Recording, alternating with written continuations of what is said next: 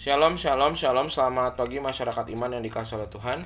Hari ini kita bersyukur untuk kebaikan Tuhan, dan hari ini kita mau merayakan sebuah parade kehidupan ya. Tuhan yang memimpin di depan kita. Kita diminta untuk membawa bunyi-bunyian untuk menyanyi, dan tugas kita adalah agar Tuhan yang menjadi tokoh utama di hidup kita, karyanya makin terasa dan kita harus mewartakan dalam hidup ini. Semoga parade sukacita Kristus kita rayakan dan kita iringi dengan pujian Kidung Jemaat 292 Tabuh Gendang. Kidung Jemaat 292 Tabuh Gendang.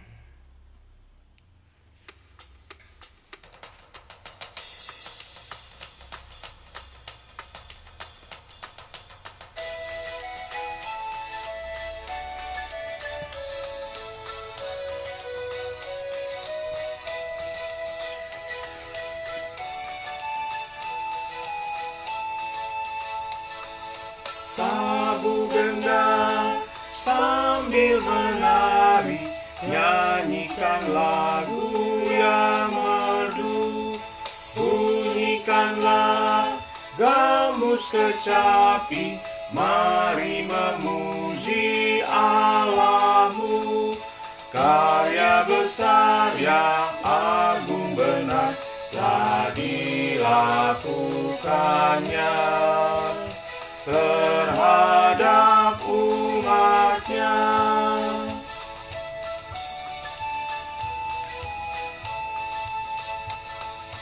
Israel pun atas berkatnya riang gembira bermazmur. Ikut serta kita percaya dan kepadanya bersyukur. Tuhanlah baik, kasih-Nya ajaib, kekal selamanya. Terpuji namanya. Mari kita berdoa.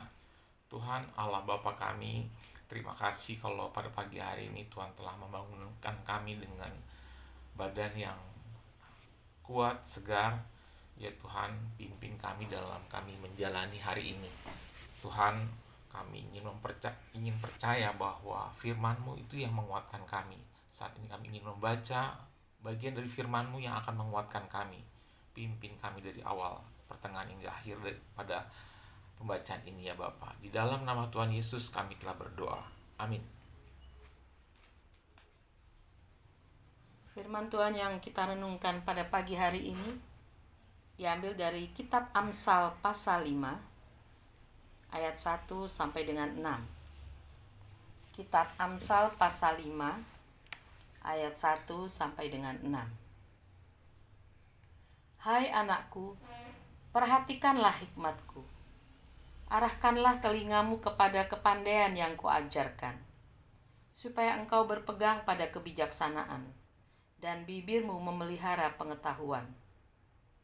Karena bibir perempuan jalang menitikkan tetesan madu, dan langit-langit mulutnya lebih licin daripada minyak. Tetapi kemudian ia pahit seperti empedu, dan tajam seperti pedang bermata dua. Kakinya turun menuju maut, langkahnya menuju dunia orang mati. Ia tidak menempuh jalan kehidupan, jalannya sesat tanpa diketahuinya. Saya ingat dulu ketika kuliah ada sebuah penelitian sosial, dan teman saya melakukan sebuah penelitian itu ke tempat prostitusi. Kita kan selama ini selalu berasumsi ya, tempat prostitusi itu kan ya tempat-tempat perempuan yang gak benar. Ini mohon maaf dulu ya, karena ini fokusnya adalah prostitusi perempuan. Dan teman saya ketika melakukan penelitian gitu akhirnya terbuka matanya luar biasa. Sebenarnya prostitusi itu bisa berhasil jalan karena satu hal, kalau katanya orang-orang di sana. Karena manusia itu mudah sekali tergoda. Yang datang ke tempat prostitusi itu bukan hanya laki-laki yang bandel, laki-laki yang gak bandel juga, yang kelihatannya rohani, bahkan ada pemuka-pemuka agama, atau bahkan orang-orang yang kita asumsikan sebagai pemimpin di masyarakat itu hadir di sana. Kenapa? Karena mereka tergoda, dan juga mungkin karena ketidakpuasan apa yang dialami di rumah.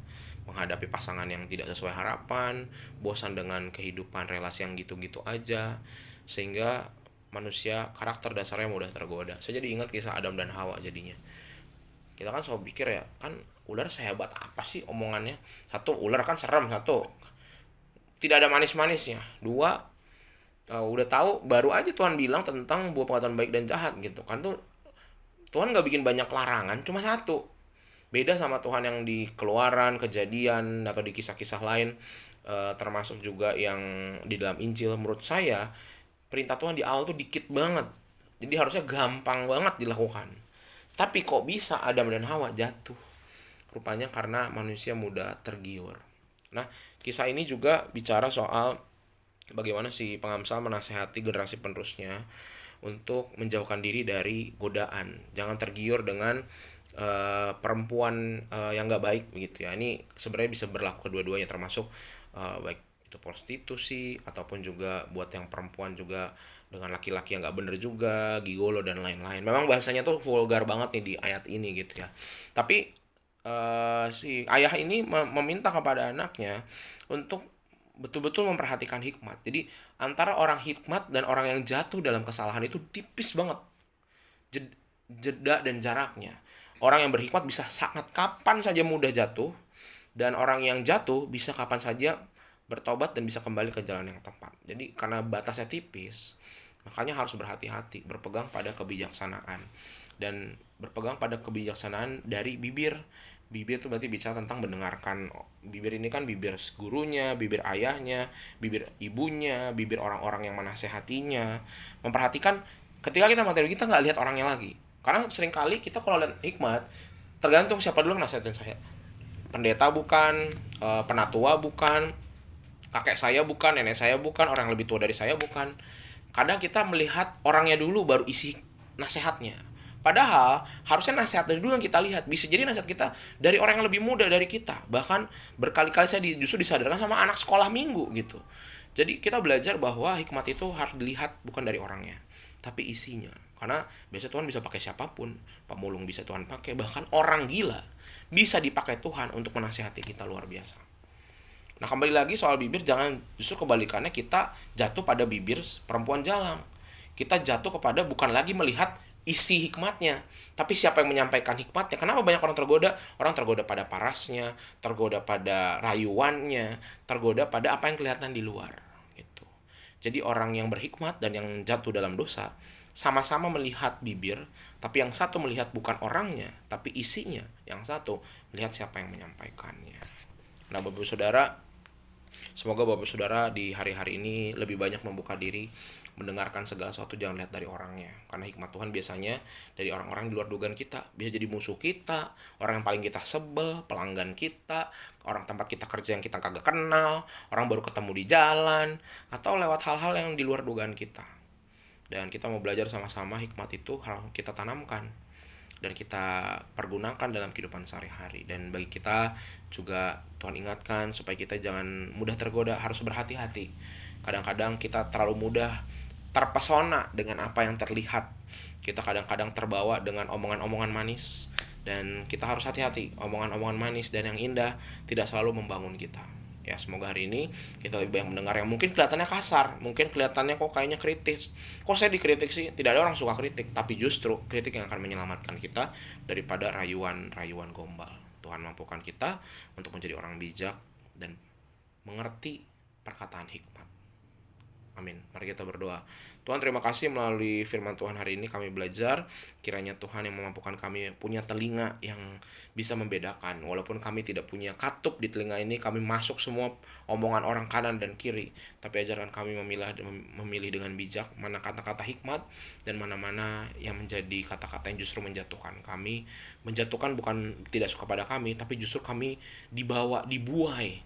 Dan kami melakukan hal-hal yang seharusnya tidak kami lakukan. Kami serahkan, biarlah kami menjadi orang-orang yang berhikmat, hanya dalam nama-Mu kami berdoa dan bersyukur. Amin. Selamat pagi, Tuhan Yesus memberkati, tetap bersemangat.